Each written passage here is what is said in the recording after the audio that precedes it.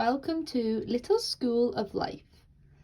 Today we're going to read this story called Barbara Throws a Wobbler by Nadia Shireen.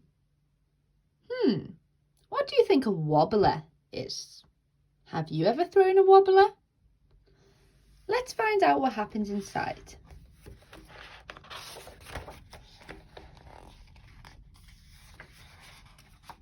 Barbara was in a very bad mood. I am not, she said, but she was.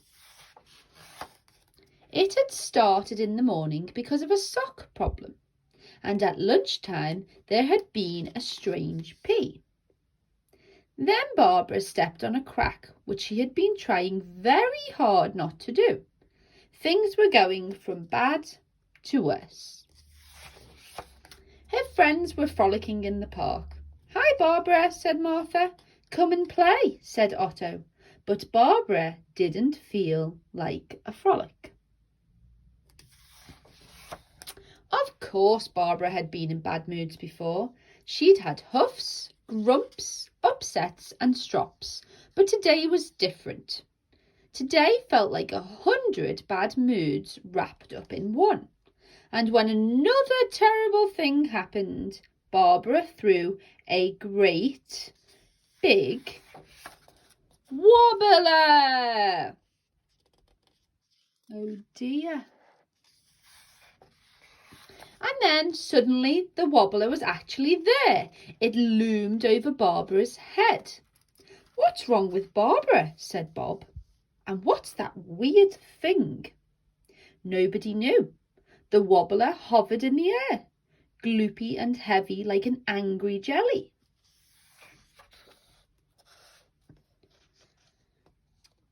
Are you okay?" asked Otto. But the wobbler didn't want to talk, so neither did Barbara. "Would you like a cuddle?" asked Martha. But the wobbler was not accepting cuddles, so neither was Barbara.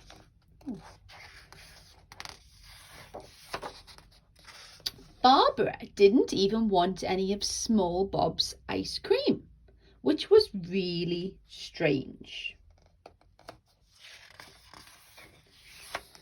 The wobbler grew and grew and grew. Soon it was the only thing that Barbara could see or feel. She shook her fists and gave a great big yell, but the wobbler wasn't going anywhere. "What if I'm stuck here forever?" thought Barbara. "Let me go," said Barbara. "Let me go," said the wobbler. "Rah!" she shouted. "Rah!" shouted the wobbler. "Stinky bumhead," shouted Barbara. "Stinky bumhead," shouted the wobbler. Barbara giggled. "Stop copying me," said Barbara. "I can't help it," it said. "I'm your wobbler. You made me." "I made you?" asked Barbara. "Yes," said the wobbler cheerfully. "You were really upset and angry and sad, so here I am." Barbara had a think. It had been quite a day. Then she thought some more and said, "Well, if I made you, can't I unmake you?" "Of course," said the wobbler. "You're in charge." So Barbara took a deep breath and started to squish the wobbler down. The wobbler got smaller and smaller and smaller until Barbara could hold it in her paw. "Goodbye, you strange little thing," she said. "Oh, don't worry," chirruped the wobbler. "I'll be back before you know it." And with a pop, it disappeared completely. Barbara saw that her friends were waiting for her. "Are you okay?" asked Martha. "I had a massive wobbler," said Barbara, "but now I feel much less wobbly." Barbara was now accepting cuddles and ice cream. Barbara went back to the park to frolic with her friends. Surely there wouldn't be any more wobblers today, would there?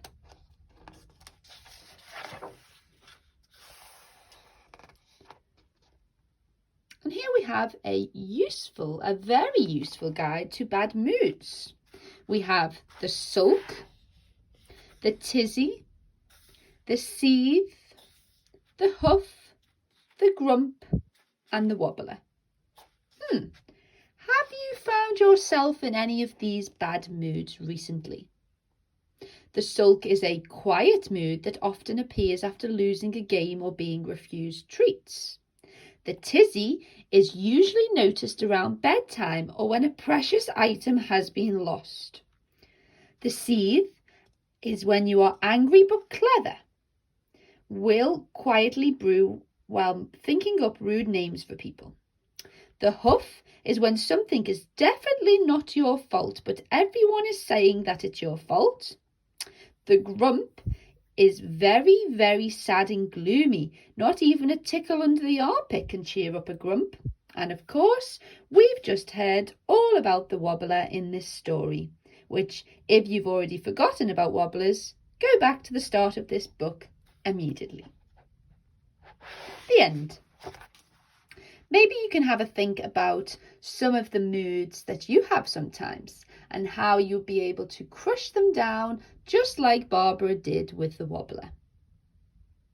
Well, until next time, bye for now.